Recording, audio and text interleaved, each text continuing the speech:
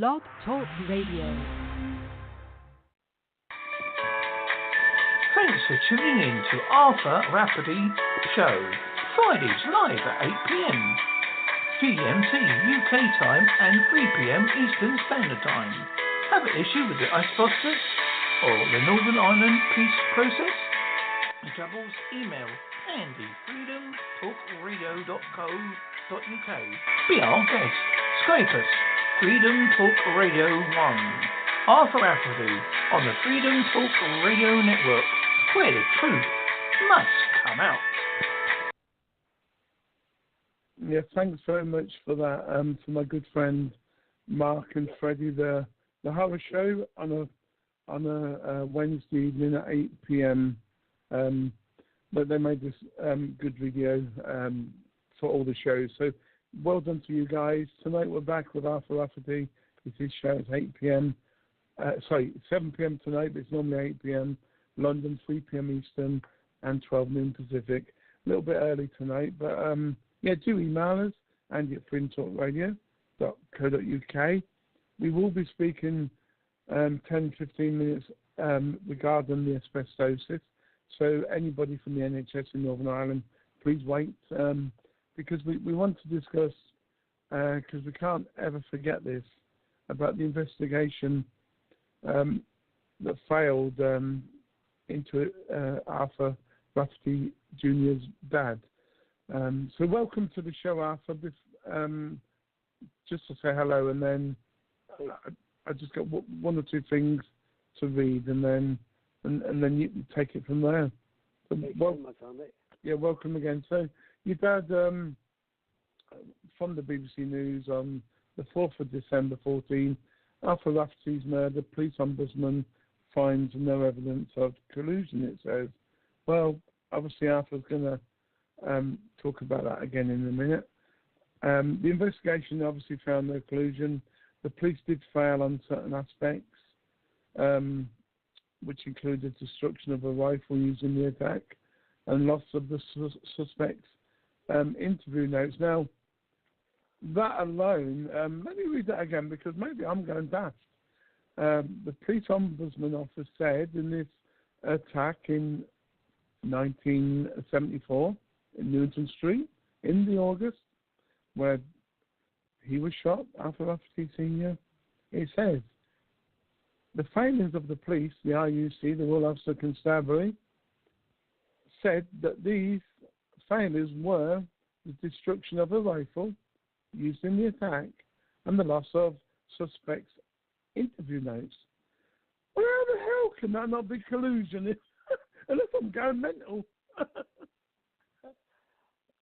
It was obviously conveniently lost, and of course there's no proof that there was collusion in that respect. But how convenient that was, though, to lose that. And then they did hold the suspect as well, and of course nothing was ever done about that. The IRA in the end did admit the killing from one of their people. Yourself, Arthur, you think it was Scapitici, and it's very interesting, and then I'll let you talk, that Kieran Conway, which is a book author, and he did an article called Southside Provincial, as in the Provincial IRA, Southside Provincial. I'd got him wrong. I thought he'd put into his book that he knew about your dad's murderer, and who did it, i.e. Scapitici. I got that wrong. I misread the article. But, he was a very senior he was a very senior person involved in raising money for the IRA. It was questioned about the Birmingham and the pub bombings and the other bombings. And I'm not being funny to you, sir. You're a very distinguished barrister now, and you do good on that side of the world. But how the hell can you not, as an IRA senior member, not know who shot Arthur Raffertys in Newton Street in them days? I mean, and we offer our big hearts and a big email and a big telephone numbers that we've given you to come across to us and speak off air or on air. It doesn't really matter. Kim Conway, it's up to you, pal. It's your conscience. And being a true Irishman from Dublin, you know what that means. Anyway, Alpha Rafferty Senior, your turn, my friend. Andy, thank you very, very, very much.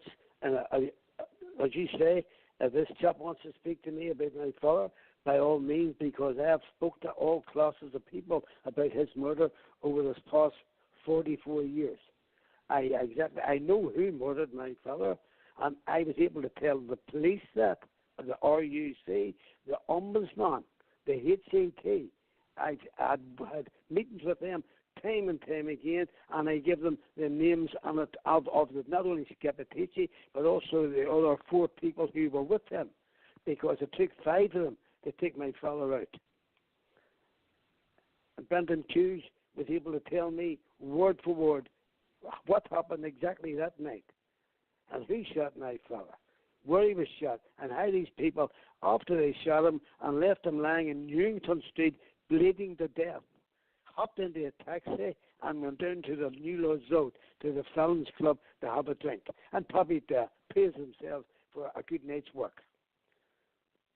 And it took me long enough to find out who, but Brendan was able to, he phoned me, I went up to his flat, and we spent 2 long meetings, and he gave me everything that happened to my father and the names of the people that murdered my father. And the Ombudsman knew the very next day, the police knew, but of course the police always knew, because after all, Scapitici worked for them, he was their informer.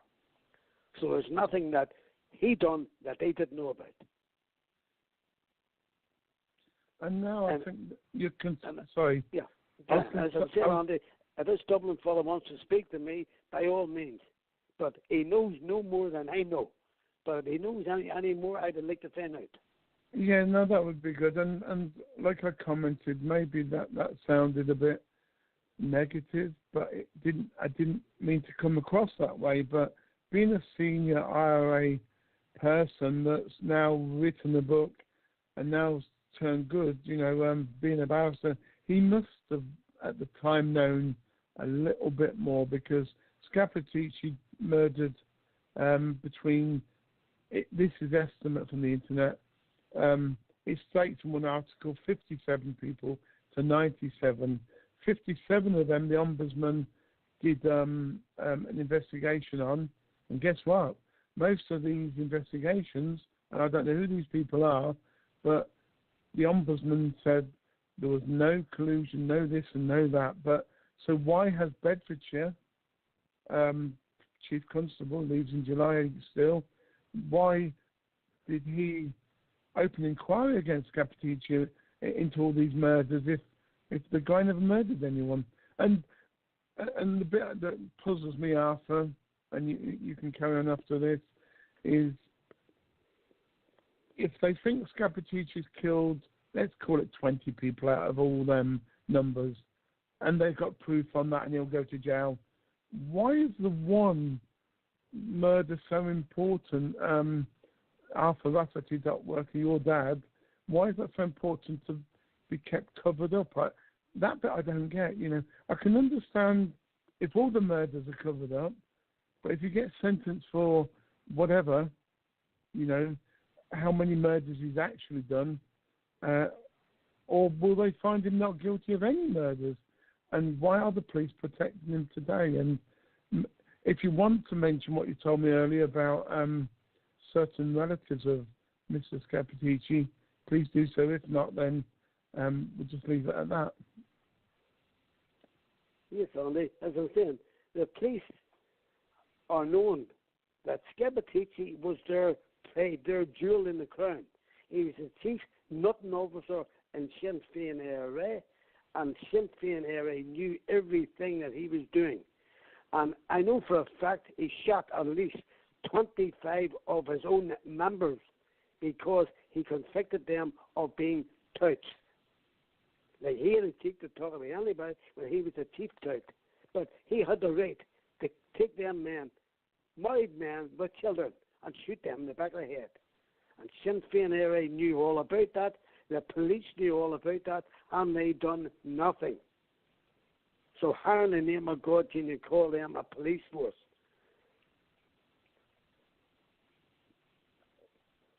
Yeah, well, it's not personal, I don't think, to Northern Ireland. The police in our country are definitely corrupt. But, yeah, I mean, our police forces in the UK, Scotland, and not so much in Scotland, but Wales and England, they came more corrupt after the peace process. Sorry, forget the peace process. After the Northern Ireland peace problems, where there was murders every day and bombings around the country, the police then after that in our country, this area, became more corrupt. And it must be linked because, you know, it's politics and religion. It must be linked.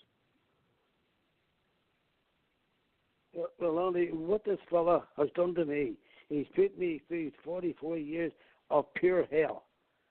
And I was told by other people that he was going to make his entrance into Belfast again about 6 months back or less.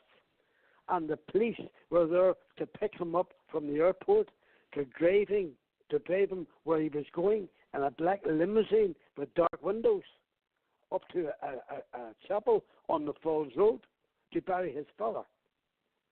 And I was told just too late.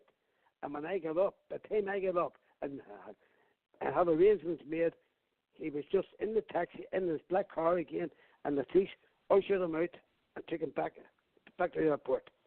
So how in the name of God can those police justify that? That man is a mass murderer, and he's killed innocent men, women, and children. And they're chauffeuring him about as if he's something special. That's what annoys me, Andy. And every time I've asked the police that question, they've avoided it. They won't speak to me. I'm not on anybody's side, and you know that.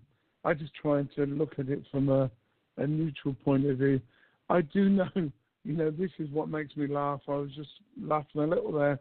I know people have their human rights, you know, so they do have a right to protection from intimidation or people want to kill them, you know, and they do have a right to see their family buried in safety and comfort.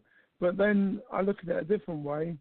Why can't you have that peace of mind and that human right to see justice for your dad? It works two ways, doesn't it? It does, Andy. And the death my father got, they took him out of a pub. They marched him around in Newton Street. Scapatisi came out with another ARA man armed with a hand pistol. My father seen them, knew something was up, like normally, and tried to run down the street. And they ran after him, and they were practically on top of him when Scapatisi opened up 12 rounds he fired on. Did your dad... 7 of them missed him, and 5 of them cut my father practically in two. And that man must have suffered. I was going to say, did your dad ever, you know, I think I've asked you before, but I can't remember. Did you ever have conversations with your dad in hospital? Did he ever think who it was or why it happened? You know, because remember you told me in one of the reports it says it was a mistaken identity. Well, the police on Mun's report have said, the police have said it quite possibly was a mistaken identity because they have checked all the facts about anybody being abused, any child being abused, and there's no such report. And I myself take 6 months off my work to go around the hospitals in Northern Ireland, the clinics, and not one report.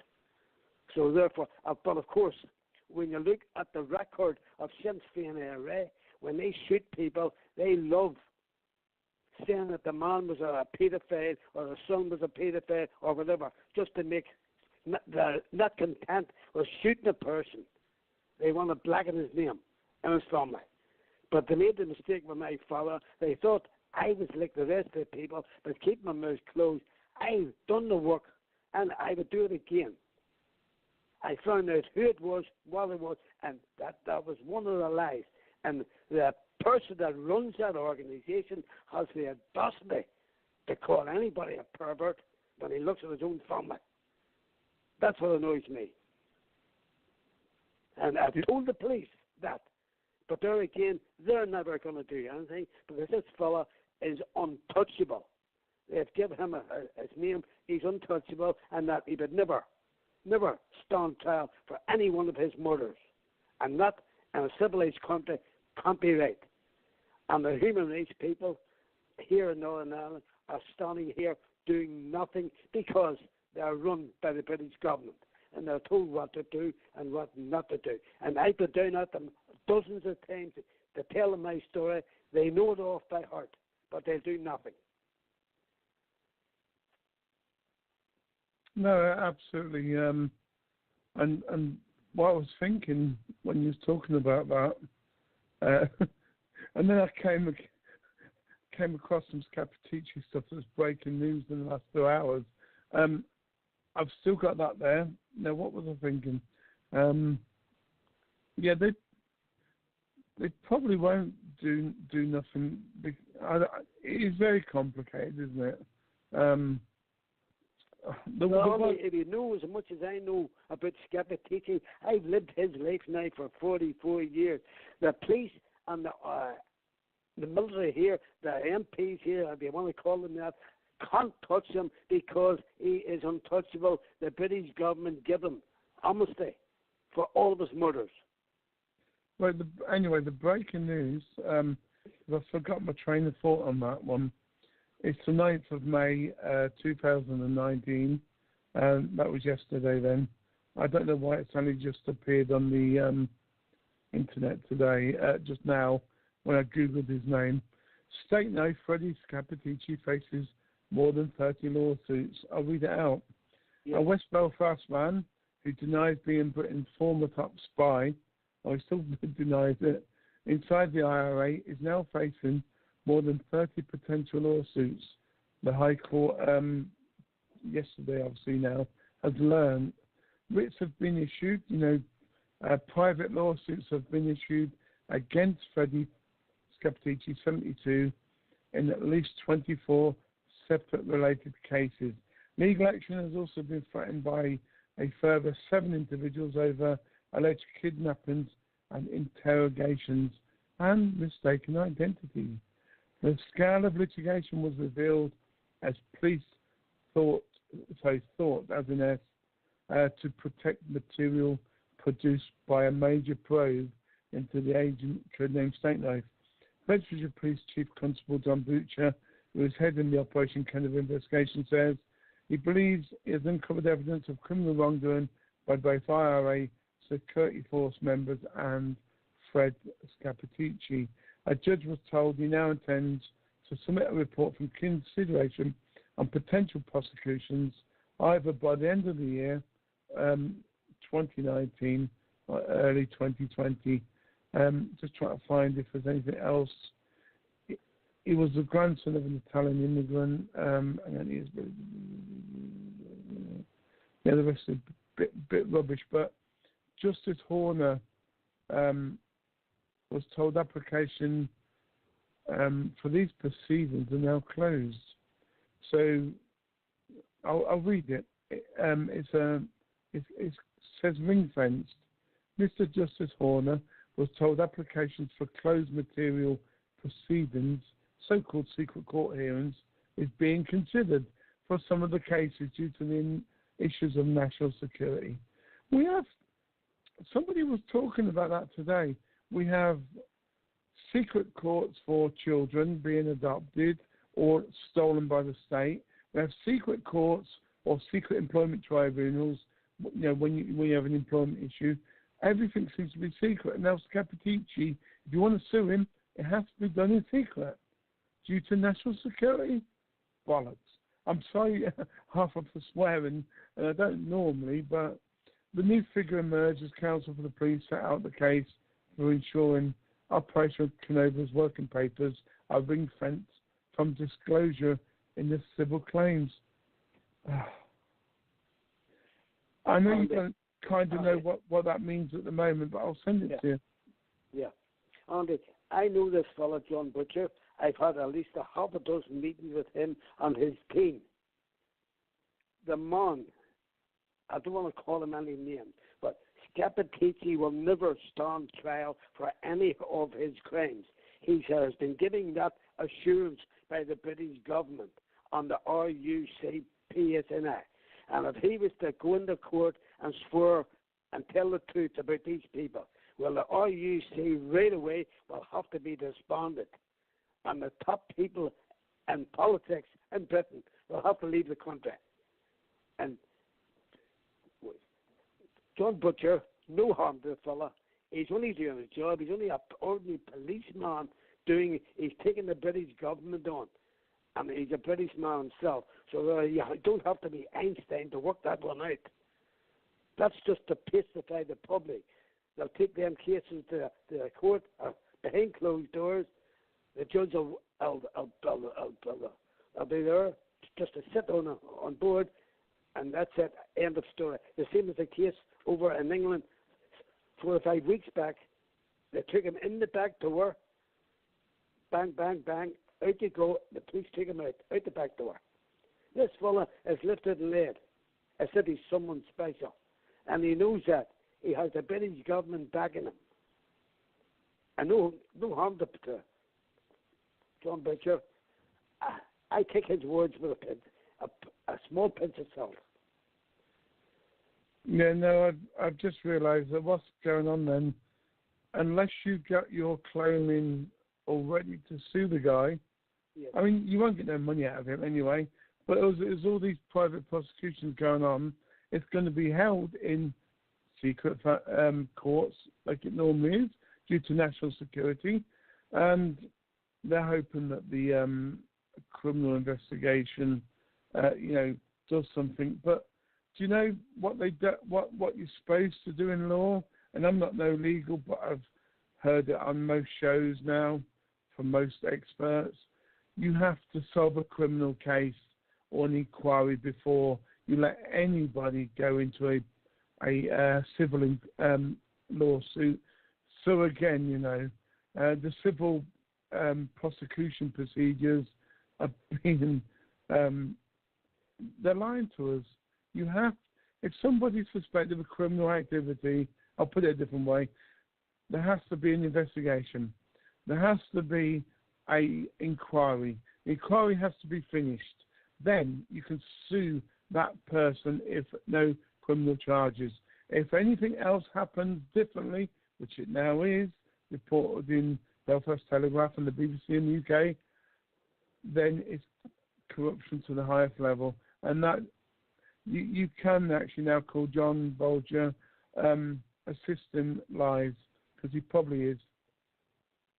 And another thing, the only people who's going to make money out of this is the court services and the lawyers and the solicitors. And then it has to be put to that organisation called the PPF to make their mind up, well, he is going to stand trial or not. And the PPS is run here by the Chief Constable. So you can put two and two together on this is only a whitewash. Yeah, and pacify the people, to keep them quiet, to say that John Butcher is doing something for his money. Because after all, the taxpayer is paying them people big, big money. Yeah, it's the same over here. It's a public prosecution service, basically, in a nutshell. Right, okay, then let's move on, because we've got 5 minutes of live, and then we've got 15 minutes of non-live. We've actually, Andy, as that Dublin lawyer wants to speak to me, I speak to him. Or if he wants to speak to me in private, by all means, you have my number there. My number's on my site anyway. Yeah, YouTube channel. Yeah, and I'd be glad to speak to him. No problem, sir. If he doesn't know who Murder Scappaticci, the game's wrong. Because Brendan Hughes was one of the top men, and he knew every move he made. So there. Okay, leave it at that. Yes, at this point, we're going to, because I labelled the show Arthur Raffertys Nhs Belfast Trust Misdiagnosis of Asbestosis. And in this story, each week we're going to name another doctor. It's Dr. Wendy Anderson's turn. Now we're going to do it properly in one show in the future. We're going to do every doctor in one go, but Misdiagnosis. Now she now is the actual medical director in the Northern Trust. She's actually the cancer specialist and lung specialist of Northern Ireland. I think she's been promoted somehow, Dr. Wendy Anderson. Now, I've been I don't know a lot about medical, but I've been reading stuff, and I did have an appointment with my wife's GP today, and I told him, quickly what was going on in your case about the misdiagnosis and all that, and do you believe about the thing that we were told by somebody that we shouldn't name at the moment? Yeah, and they said, no, that's totally wrong. And I said, well, okay, then what about this particular doctor who said no? Apparently, he said, it's off the record and you've not told me who the person is, because I didn't. He said, if two doctors in the service have said that you have asbestosis, then even a professor of it, you just can't change the diagnosis once it's been done twice. So that because two experts are saying yes, two experts are saying no, or less of an expert is saying no. One of them is, and one is an expert. You have two doctors saying yes. Basically, the rules are you just cannot. It's bad for the NHS. It's bad for doctors worldwide. If two people, it's a bit like. In fact, he said it's a bit like mental health. My wife's got mental health, so that's why he said that. He said, if two doctors say your wife's got mental health, and two doctors said she doesn't, then she's got mental health, because you have to believe the professional. And it's the same in your case, Arthur. You definitely have asbestosis. Yeah. Of course it is. That's what I'm saying. Dr. Joe Kidney diagnosed me 6.5 years ago, and I was attending his hospital. No trouble. Then all of a sudden, Dr. Tony Stevens, he comes on the scene and sends me to see that doctor in the city. And he never left his chair. He was reading Joe Kidney's reports, and from them reports, he phoned Tony Stevens and says, Mr. Rafferty does not have asbestosis. So how in the name of God can that happen? One thing I didn't ask earlier on, because in all cases that I try and deal with, I try and get evidence. Do you have any evidence of them saying that you don't have asbestosis? Well, I have evidence here now for the person that you spoke of there, Dr. Anderson, from Dr. Tony Stevens. I'll just read it to you, Andy, if you want. Yeah, go on. Mr. Rafferty, Dr. Anderson has now provided her report. I understand that, in her opinion, you have not developed asbestosis. This should be a great reassurance to you and confirms the earlier advice you received from Dr. Joe Kidney. Dr. Anderson recognizes that you do still have respiratory symptoms, which has been and has offered you a review appointment and the opportunity to undergo further investigations under her care. You now have a chance as to whether you transfer yourself to her care and possible further treatment to Dr. Anderson at Antrim Area Hospital, or continue to receive care and treatment within the Belfast Trust. I would be grateful if you could advise both ourselves and Dr. Anderson as soon as possible as to where you wish to continue being seen. There is some urgency in this case, as Dr. Anderson has offered a review appointment within the next couple of weeks. I appreciate your patience in dealing with the diagnostic uncertainties you have experienced.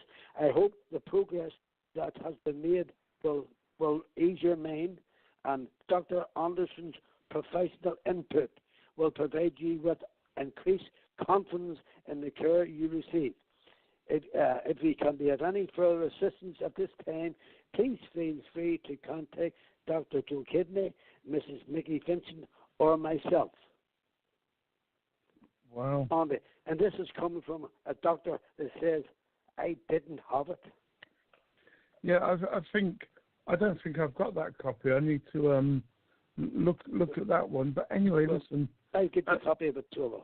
I've got, it doesn't matter who I got this from, but I've got this letter. It's on a new website, which will tell you soon. In fact, we'll tell you now. It's nhsmedical.co.uk. That's nhsmedical.co.uk. It's a new website for highlighting cases of misdiagnosis within the National Health Service. NHS Medical is actually Northern Highland Society. That I'm in the North Highland of Scotland, North Highland, Scotland, NHS Medical, and that's why we've called it that. We've not called it that for no other reason. You know, this letter says, it is my view. Obviously, he's not jumping up and down in his letter, this gentleman, but it's his view, you know, and you have to say that you believe him, view, opinion, that this gentleman, Alpha Rafferty, does actually have pulmonary fibrosis. I'll talk about that in a second. His asbestos exposure, certainly sounds to have been sufficient to have contributed to the causation of his pulmonary fibrosis. It is my opinion, therefore, that this gentleman actually does have asbestosis. On auscultation, I can't say that, of his chest, probably, you know, they've done x-rays and all that. There were bilateral crepitations, which were both coarse and fine in character.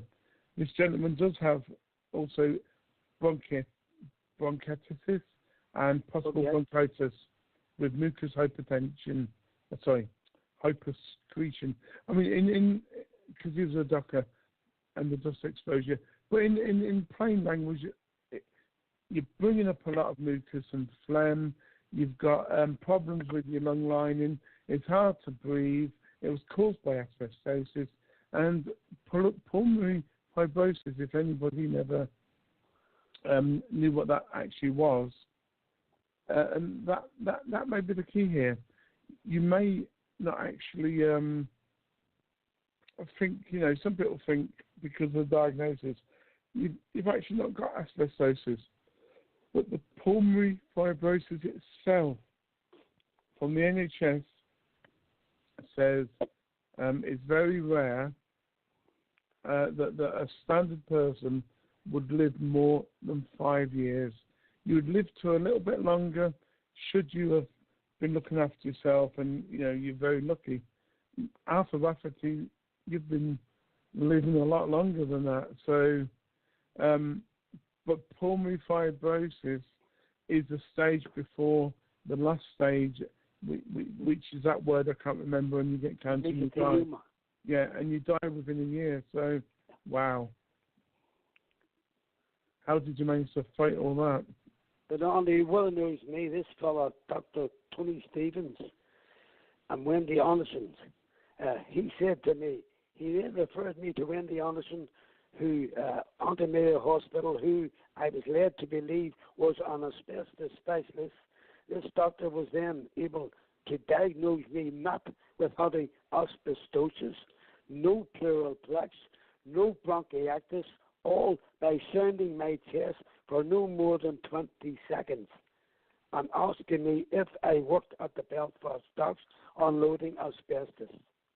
From this sounding, she came to the conclusion that I, in fact, have suffered from small lungs, a brain abnormality due to the fact that I was a professional doctor. The medical report she conveyed to me was diabolical, and how this woman came to the conclusion that she was sitting at her desk, she got up and tested my chest for 20 seconds and sit back and just went back to her chair. That's diabolical. Well, also, people, I've got the evidence that, we haven't got it pre 18 years before, but in the last 18 years, Arthur's been diagnosed with asbestosis. He's been diagnosed with osteoarthritis, asthma, ruptured long head, biceps, tendon bilateral in both arms, diffuse pulmonary fibrosis, bronchial, that thing I can't pronounce. I couldn't pronounce Scapitici before, but now that's easy. And he's been diagnosed in 2009, and this is what's so funny about the whole thing. So let's go back. 2001, diagnosed at the Mater Hospital of asbestosis, and 2009, diagnosed for a second time with asbestosis. It actually makes you laugh, doesn't it, what they're doing? And all Belfast NHS Trust have to do is agree, basically, to tell the truth. I'm sure Arthur's not in this for money, although it helps a little. But Arthur's out for truth and justice. And this is why the first part of the show was about his poor dad. There is corruption and collusion going on everywhere in the world, but in particular it seems to be systematic in Northern Ireland, which is a shame because, the politicians, they did well by having an agreement with the Good Friday Agreement. But look what's happening now. Nobody's talking, Parliament's not sit for a long time. There are some good MPs out there, which I don't need to mention on the show, but hopefully the one in particular that we're writing to will help Arthur again like he did before. But aren't they? If they come in there for this person to say small lungs. I was a professional boxer. I had 25 fights as a pro. And before every fight, the doctor gives you a thorough checking. And where the small lungs come from is beyond me, because I worked for 30 years at that doc, working hard work. And anybody, I've never heard of a person having small lungs before. And a brain abnormality. Where did that come from? Well, as I'm saying, I don't mean, I wrote a letter to Dr. Tony Stevens about that. It's only a short one. Is it okay to read it? No, carry on. We've got 8 minutes. Dr. Stevens, in response to your letter of the 16th to 9/08, will you explain to me how Dr. Anderson came up with her diagnosis without even giving me an examination? All she did was sign my chest, and by doing that she said, no asbestosis, no pleural plaques, no lung disease, no bronchiectasis. All this all comes from a 2-minute sound of my chest. As bronchiectasis, I have a scan from the Mother Hospital showing that I do suffer from bronchiectasis in 2007. I suppose that scan is telling lies too. As for the report from Dr. Anderson, she did not need 2 opinions to give her result. Let me reassure you that her report is a complete whitewash, and I cannot believe that a doctor would be allowed to do that. I am writing to the GMC about her. As for your urgency to make an appointment, I have already seen Dr. Kisney, and I will not be going to see both Dr. Kisney or Dr. Anderson again. And I pity people going to the Antrim Area Hospital if she's still a doctor. Yours faithfully, Arthur Rafferty. She's now been promoted to a medical director for the region. Now, I've been quickly Googling, can boxing cause small brain or brain damage? Yeah, yes, obviously it probably can, but you would have memory loss, you would have headaches, you would have maybe bleeding on the brain if it's severe. You would even develop Parkinson's a lot earlier than normal. You're 79 years of age, 80 in December, and you know what? You're the most... everything you've told me from today, even 5 years ago, maybe 3 years ago, when I first heard about you and first talked to you, you say the same thing today as you did then. And if you've got a memory problem because of boxing, then it would have shown by now. And you haven't got it in your medical notes from what I see, but this is a whole reason for getting all your medical notes from the hospital. But more importantly, we said earlier on, get your medical records from birth from your GP, because that will show if any of the hospitals even before this has happened, there may be a record somewhere where a doctor is saying, "Oh, Arthur's experiencing this trouble. He might have a small brain, or a brain injury, or whatever." And then what's happened is, over the years, they're then now using this as an excuse for, misdiagnosing you.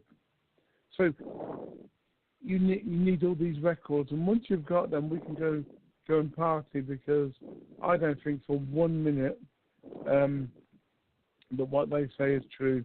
And I asked them, not so much to come on a show, because, we don't want to bring them down that way, but why don't they make a statement proper about your case, all of them, every single doctor in this case, make a statement between them and talk to you and me, or anybody else that wants to witness the conversation, so, in person, in their buildings, so you can come to the bottom of this.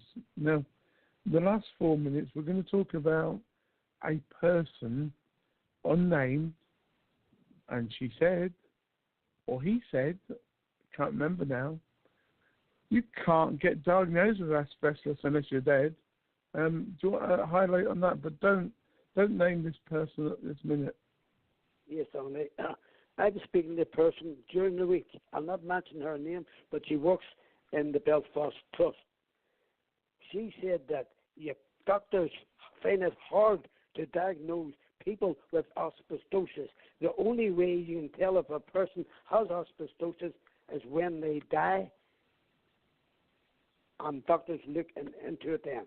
So therefore, doctors cannot diagnose a person with asbestosis if they're still alive. You have to die before they can make a proper examination of you. And this came right from one of the top people. Well, you could say the horse's mouth. No, the horse's mouth. Another thing, only just as I may, I have a letter here from the doctor who diagnosed me with asbestosis, Dr. Werberson. It is in my view that this gentleman does actually have terminally fibrosis. His asbestosis exposure certainly sounds to have been sufficient for me to diagnose him with asbestosis. In my opinion, therefore, this gentleman actually does have asbestosis. This gentleman does have also bronchiectasis and possibly bronchitis with mucus hypertension from his long-standing dust exposure while working for 30 years as a doctor at the Belfast Docks. That's one thing that these doctors here wouldn't know about, how to tell the truth. I think I read that one out myself. Let's sort of, we've got 1.5 minutes.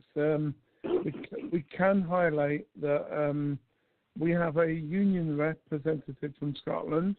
We won't name him at the moment. He will come on the show in the next couple of weeks or month or so.